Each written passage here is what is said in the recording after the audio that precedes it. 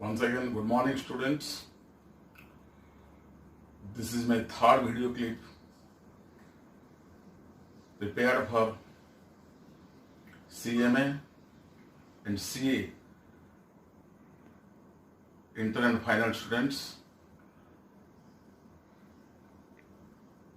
Though lockdown is going on, the video is prepared in my residence.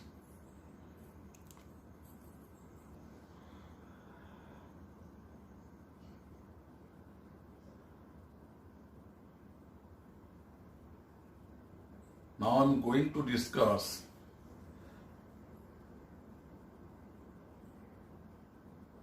paper auditing, chapter company audit. As all of you know, according to the Companies Act 2013, audit of companies are mandatory in India. Audit of company is mandatory in India. And normally the provision relating to appointment of auditors at an annual general meeting as per section 139 of the Companies Act. Students, the appointment of auditor dealing with the section 139 to 147. Must have to understand 139 to 147. 139 regarding appointment of the auditor. 139 relates to appointment of auditor. 140 relates to removal and resignation of an auditor. 141 relates to qualification of an auditor. 142 remuneration of an auditor. 143 duties and rights of an auditor. 144 auditor is not allowed to certain specific services. 145 signature of the audit report. Signing of the audit report. Signing of the audit report. And 147, 146, 6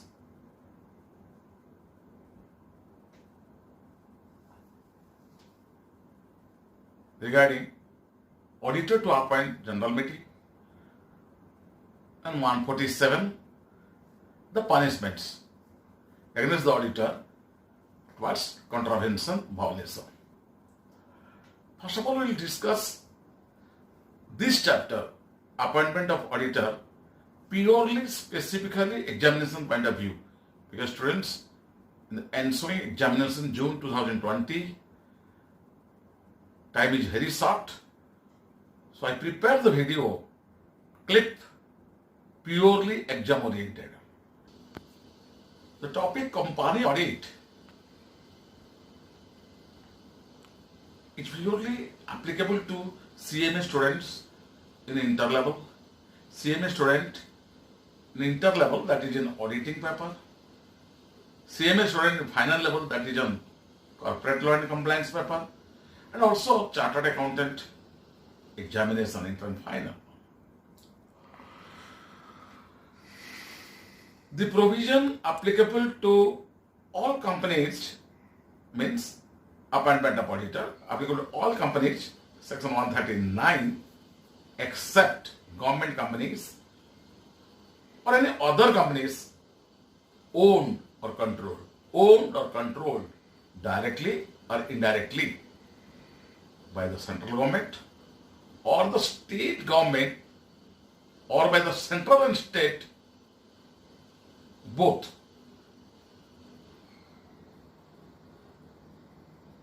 At the first AGM, first annual general meeting, every company shall appoint an individual or a firm of individuals as auditor. The auditor appointed in AGM shall hold office from the conclusion of first AGM till the conclusion of sixth AGM as per the Company Act 2013, tenure is 5 years, 6th AGM. Section. You see, students, the sections are so designed under the Company Act. After being appointment 139, then the section is qualification. Section is 141. But and the removal section is 140. But what I mean to say, it should be 140 for qualification and 141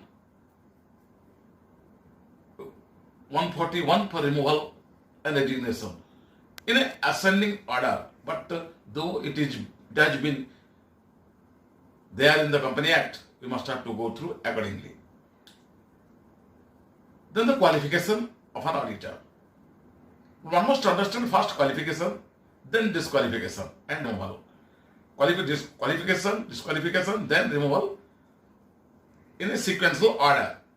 Section 141 of the Company Act 2013 dealing with qualification of an auditor.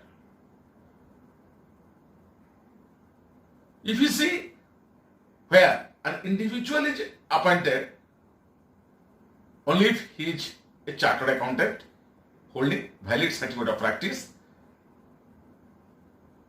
issued according to the provisions of the Institute of Chartered Accountants Act 1949 as on the date of appointment.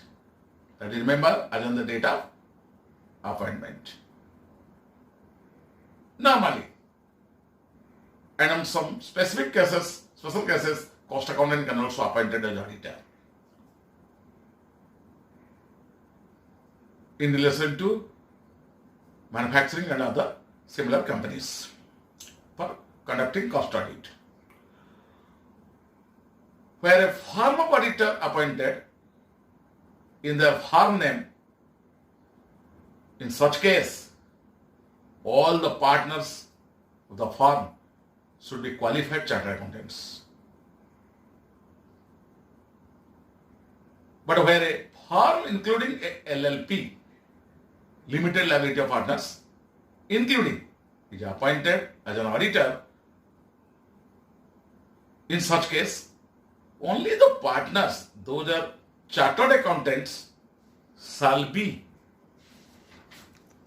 authorized to act and sign on behalf of the firm the audit report. On behalf of the firm, the audit report. Then we'll discuss about disqualification of an auditor.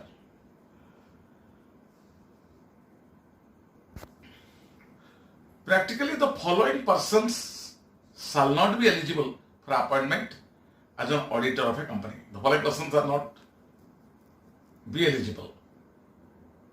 A body corporate, an officer or employee of the company, a person who is a partner of an officer of the company, partner of an officer of a company, a person whose relative is a partner of a company, relative as defined under the Income Tax Act 2 subsection 41, who are the relatives of a person who has directly or indirectly business relation.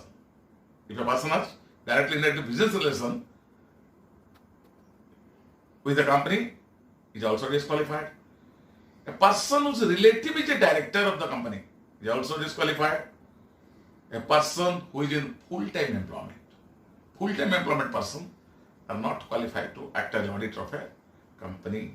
A person who has been convicted, as you know, students, conviction is a charge, and conviction must be by the court of law of an offence. Court of law relating to an offence, including fraud, for a period of 10 years. For a period of 10 years. A person who has to render service under section 144. We will discuss later on 144. Certain services, a person has to render services under section 144 of Companies Act. 144, not allowed auditor to render certain services. If he is an external or statutory auditor, he cannot be involved in certain matters like company audit, advisory related works, maintenance of accounts, like this we will discuss under section 144 clearly. Then section 140 of Company Act, removal, resignation of an auditor. Section 140 of Company Act deals with this. An auditor can remove before expiry of his term by a board resolution.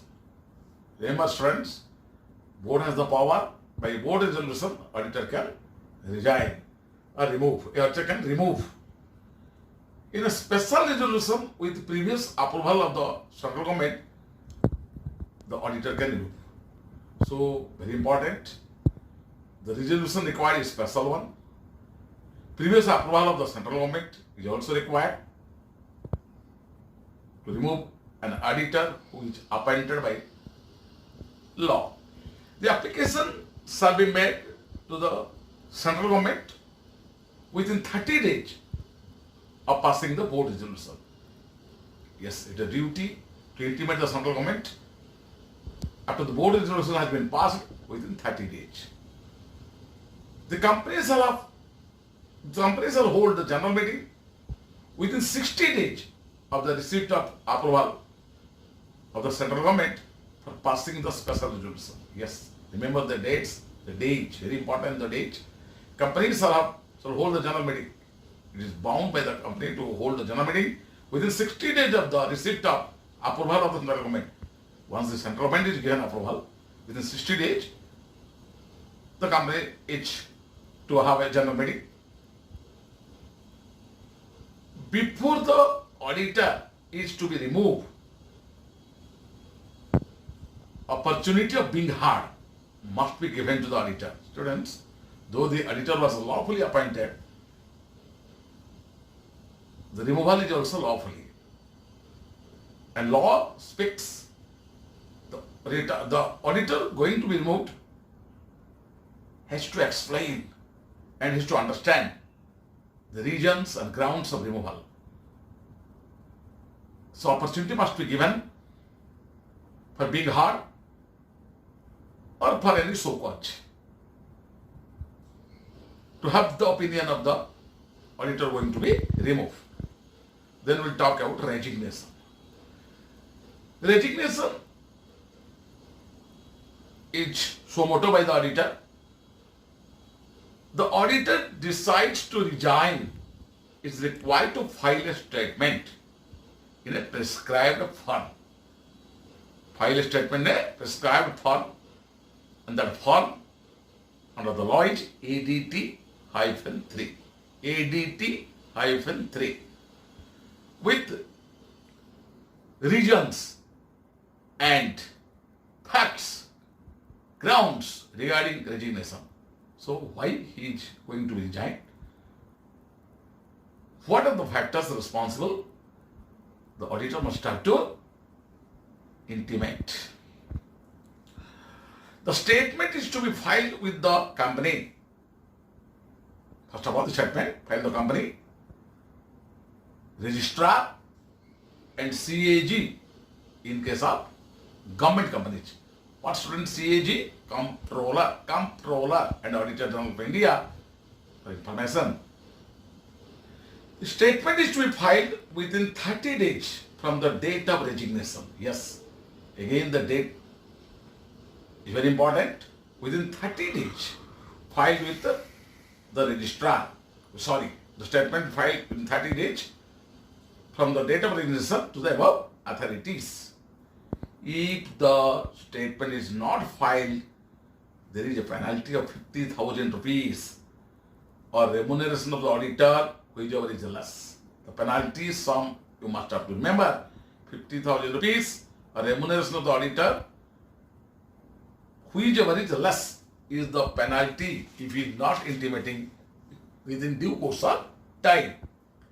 In case of further continuing failure, means from 31 days, if the failure continue, further penalty is rupees 500 for each day, subject to maximum of 5 lakhs. Today, huge penalty under the Company Act 2013. That is a further penalty of for a day 500 rupees and maximum it can also up to 5 lakhs if it is not yet to be communicated. Then student will discuss about another important thing, that is special notice. What is special notice? Normally, special notice shall be required for appointing a person as an auditor other than the retiring auditor. Yes. When a new auditor is appointed, at the place of a retiring auditor, a special notice is required. Or to take a decision that retiring auditor shall not be appointed. It is another important factor. If you have to consider that retiring auditor will not continue, then also special notice is required. So two cases. First one is that it other than appointment of person other than retiring auditor, and number two is retiring auditor shall not be appointed. This notice given to the company 3 months before the date of AGM. Important factor. 3 months before the date of AGM and at least 14 days before the date of AGM. At least 14 days before the date of AGM. Today, sending and receiving date should not be included here. Clear-cut date. Though days are, we have discussed the date, clear-cut date means sending and receiving not included. This notice is signed by not less than 1% of total voting power, 1% of total voting power, or paid up capital of rupees 5 lakhs. Paid up capital means members holding paid up capital of rupees 5 lakhs, whichever is lower. So that much of shareholders must have to sign. The notice is signed not less than 1% of total voting power. The shareholders are paid up capital holding 5 lakhs, whichever is lower.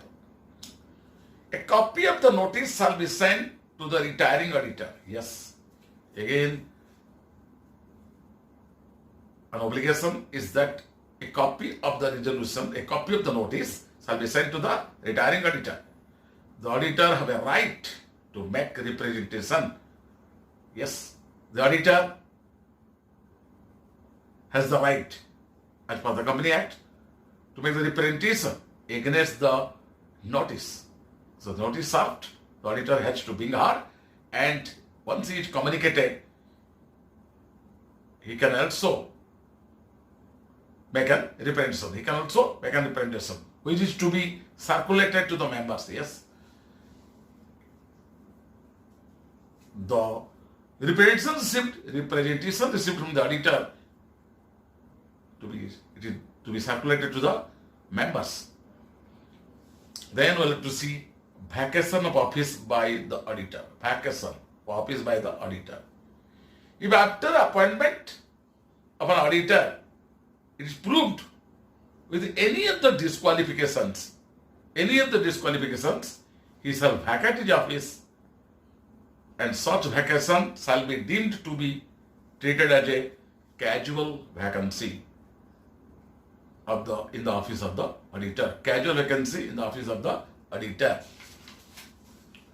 Then we'll talk about another important thing, cooling period. What is cooling period?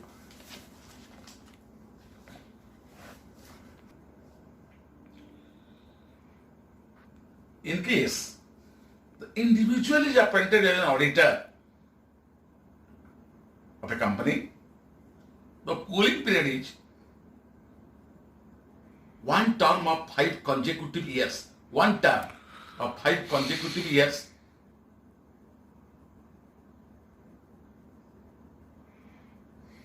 That is, the person who has completed 1 term not eligible to continue for the 2nd term.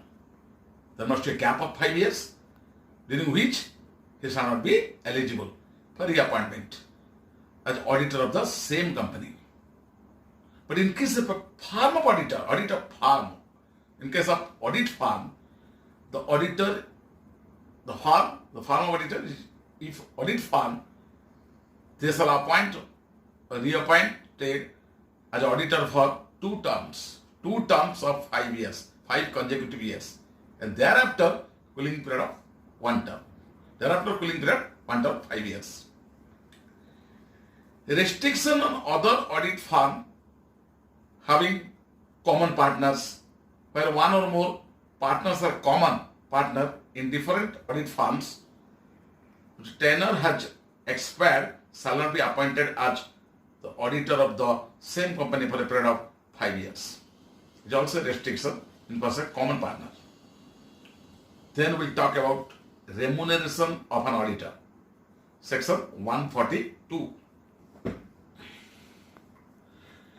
Remuneration is to be fixed at general meeting. Remuneration is to be fixed at general meeting.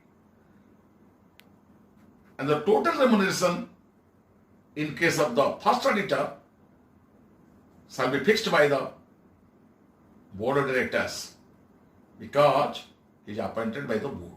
Because he is appointed by the board.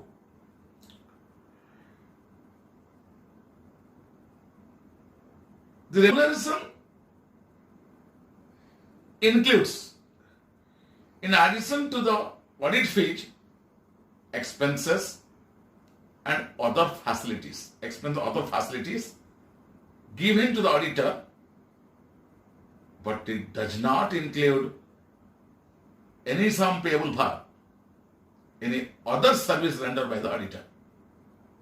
On other service means those services, extra services if auditor has to render. As you know, the restricted services under section 144, still then if any other services the auditor has to provide, such cost will not be included here. Here the remuneration means audit fees plus expenses as it is finalized. Then we'll talk about 143, section 143, powers and duties of auditors under section 143. Rights of a company auditor. The company auditor has certain specific rights under the Company Act. We will now discuss one by one. Right to access to all the books of accounts, vouchers of the company. So, during the working hours of the company, the auditor has every right to go through any books of accounts, vouchers, circulars, notices, etc. Second right is right to examine records of head office and records maintained at any other place. Records maintained at head office and any other place, including records of subsidiary companies, subsidiaries and branch offices. So subsidiary records and branch records, everything the company auditor can have to verify and can access to examine.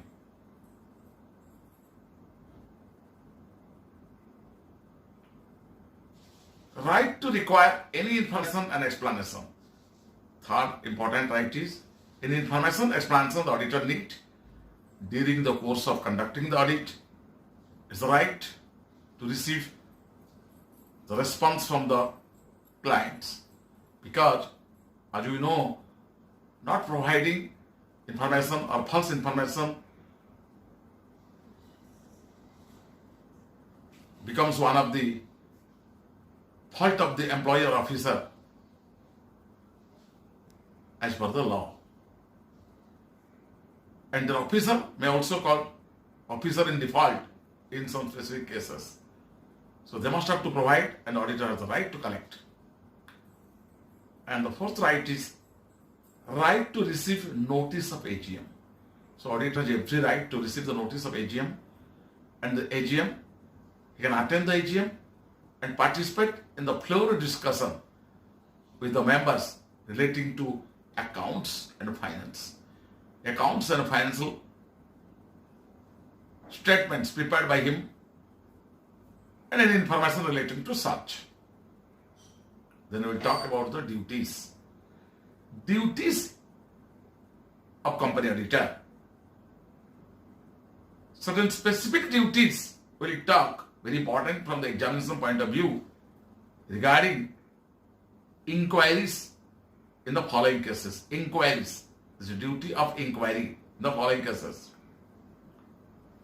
First case, where loans and advances made by the company on the basis of securities, loans and advances made by the company on the basis of securities, properly lodged or to the best interest of the company or its members.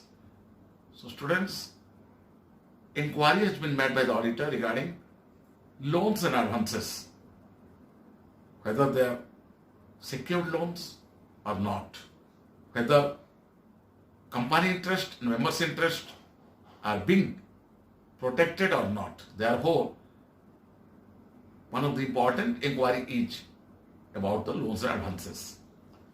Second inquiry is whether transactions of the company represented by book entries are prejudicial. Transactions of the company represented by book entries are prejudicial to the interest of the company or not. Yes. What are the transactions recorded in the books of account are properly supported or not? Properly approved or not? And that is at the interest of the company or not. That's most important to inquire. And the third inquiry, whether the company is not an investment company, whether the company is not an investment company or a banking company, still it's so much of assets of the company, consists of shares and debentures and other securities have been sold at a price less than its purchase price. Loans and advances made by the company have been sold as deposits. So students, if loans and advances made and if the company sold it as deposits, the auditor must have to inquire that such much of window dressing is there. And another inquiry goes to whether personal expenses, as you know, personal expenses have been charged to revenue. If personal expenses charged to revenue, it is wrong. And the last one inquiry is whether shares have been allotted for cash. The auditor has inquiry, cash actually been received or not. If it is issued for cash, cash will be received. The auditor has to inquire. If not, then what is the position stated in the books of account? If it is not, what is the position stated in the books of account? And if it is, and whether it is correct or misleading,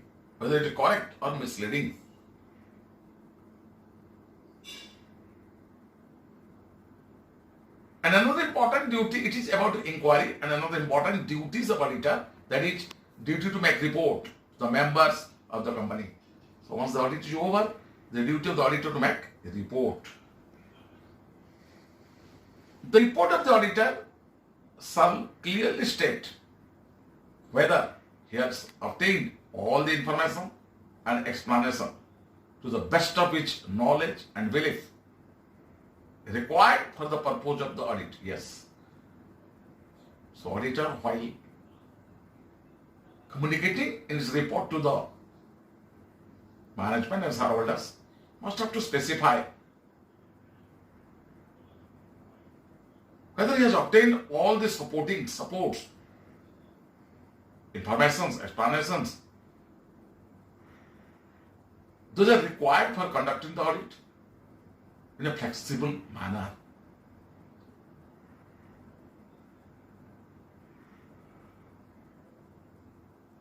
Then any qualified opinion if the auditor had. As you know, students, auditor can make different type of opinions. qualified, unqualified, disclaimer, piecemeal, and a horse. So if the auditor has any qualified opinion, wants to draw the attention or place in his report, it is the duty of the auditor to state about the valid reasons therefore. So once the auditor has to qualify the report, it is the duty of the auditor to prove of the qualification. Another duty of the auditor is to comply. Auditor must have to comply all statutory requirements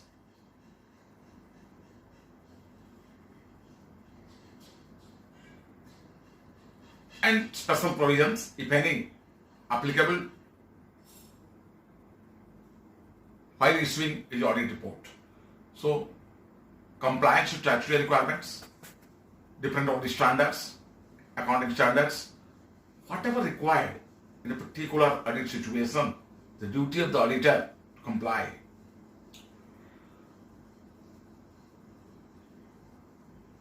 Duty to reporting any fraud. Yes, it is very important under Company Act 2013. Duty to reporting any fraud. If it involves 1 crore rupees or above, it is, remember, 1 crore rupees and above, frauds, any fraud involving.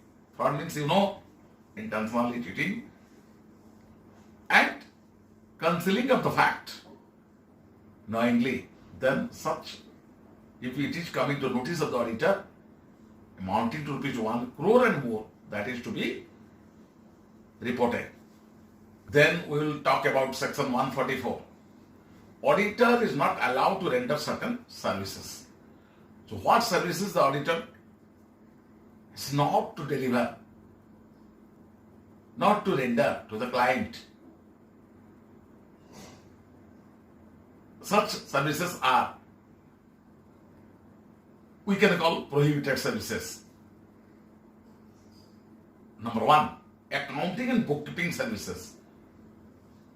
Accounting and bookkeeping services, internal audit services, valuation services. Why? Because auditor cannot be a valuer of the same company at the time he is conducting the audit. He can seek expert opinion of registered valuers for that purpose. Design of financial information system. You cannot allow to design the financial information system of the client. Investment advisory services. Investment banking services. Outsourced financial services. So you cannot be involved in outsourcing of financial services to the same company while he is the auditor. In addition to it, the auditor is not allowed to also put management services. Management services is not allowed. Then we'll talk about section 145, signing of audit report. As you know, after the audit being coming to end, audit being completed, the report of the auditor shall be submitted by the auditor, signed only by person appointment as the auditor of the company. And also it includes all other documents required to be signed and certified by the auditor. In addition to the audit report, other documents and certificates, other documents, if it is required, including in certificates, to be certified by the auditor. That also the auditor has to sign. Then section 146, auditor to attend general meeting. Yes, auditor to attend general meeting. It is the right of the company auditor to receive notices and other communications relating to general meeting, It's one of the right of the auditor. The auditor shall attend the general meeting himself or through authorized representative. Authorized representative who shall also to be qualified to be an auditor. Qualified, also to be qualified to be an auditor. Council said is representative, authorized representative. Then important section is 147. Punishment for contravention or violation. The punishment is strict punishment as per the Company Act 2013, and I mean to say the punishment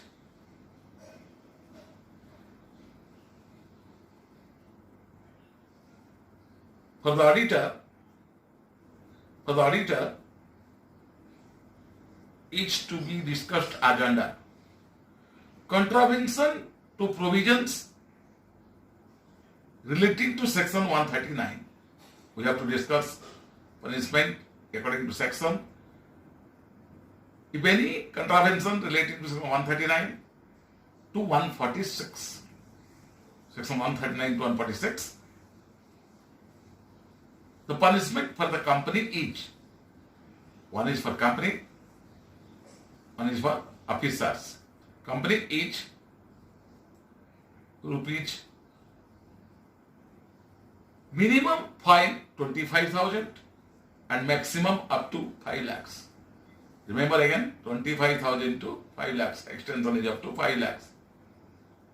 And punishment for officer in default. Yes, now officer in default. Any officer, if in default to comply, minimum imprisonment is 1 year. So students, there is imprisonment provision for officers in default, that is 1 year. And the fine range is minimum 10,000, maximum 1 lakh. 10,000 to 1 lakh. Earlier we have discussed 25,000 to 5 lakhs. Now the punishment for the auditor. So first on the company, second on the officer, third on the auditor for contravention of section 139, 143, 144 and 145. So punishment that is to the auditor and the auditor under section 139, 143, 144 and 145. Minimum fine 25,000. The maximum fine is 5 lakhs or 4 times of the remuneration of the auditor, whichever is less.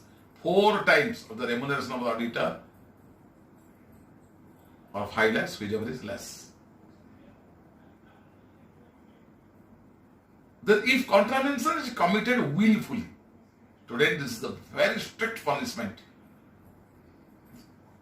Contravention is committed willfully, that is knowingly, punishment is maximum imprisonment 1 year. Maximum imprisonment 1 year.